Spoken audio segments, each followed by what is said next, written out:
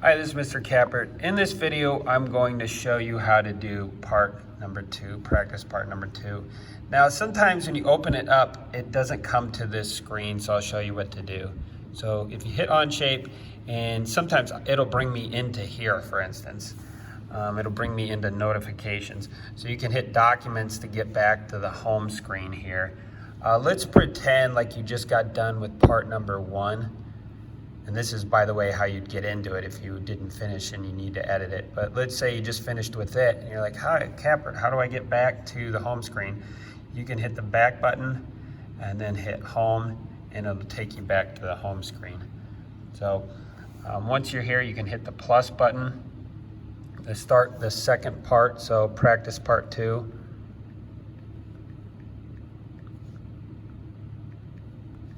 Make sure you put your name or you won't get credit.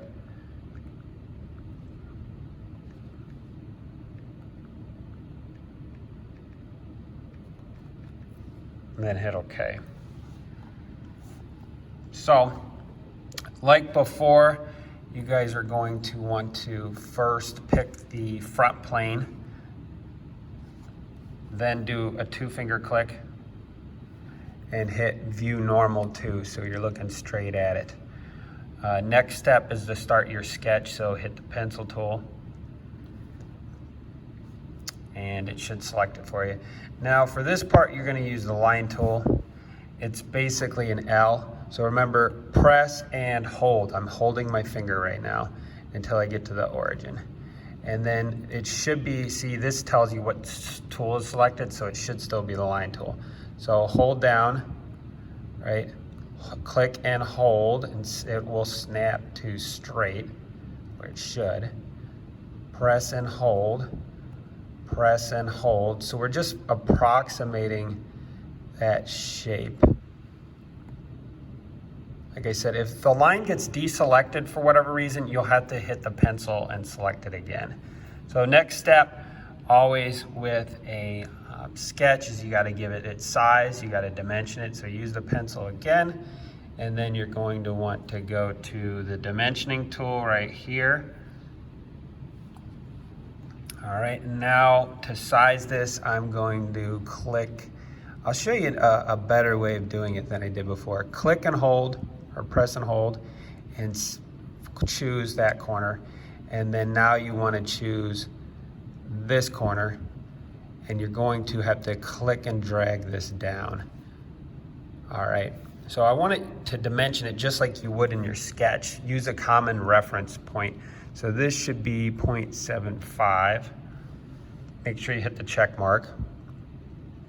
All right, and then it resizes things for you. You can zoom in. So dimension tool is still chosen. If that, if you accidentally deselect it, you'll have to hit the pencil again. So I'm going to get my other width. There's 2 widths I need. So I'm pressing and holding and snapping to that point, and then I can press and hold and snap to this furthest one, and then click and drag this down. So see how it's looking just like you guys would have drawn it, in that I have these all like really clean, in order, and I'm measuring from the left over each time. So same thing with the height. I want you to measure from the base up each time. So if you press and hold, it will bring up this like crosshairs. And so this should be 0.75. Make sure you're always hitting this check mark. All right, and then I got one more height to do. So from this base up, and notice, see how it comes in crooked because it doesn't know if you went diagonal. But if you click and pull it, it will go perpendicular then there. And then this should be 1.5. Check mark. So we have both widths, we have both heights. So this thing is what we call fully dimensioned. So now you can click on the check mark on sketch to finish it. And then what you want to do is extrude this by using this sphere looking thing, and hit the extrude button, which is right here. So extrude.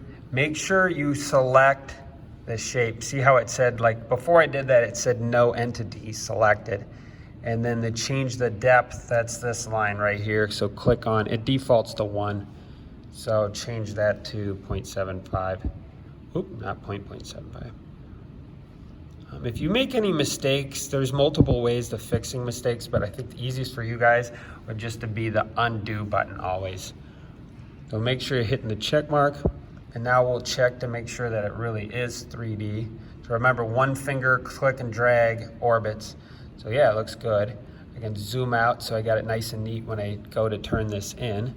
And then what you want to go and do is hit the 3 dots down here by the part 1 and appearance. And then you can change this color to like red, for instance. And then hit the check mark. And so then last step would just be to do your screenshot using the power button and then the home button. So, and then turn that in when you're done with all of them. Hope this helped you out. Let me know if you guys have any additional questions.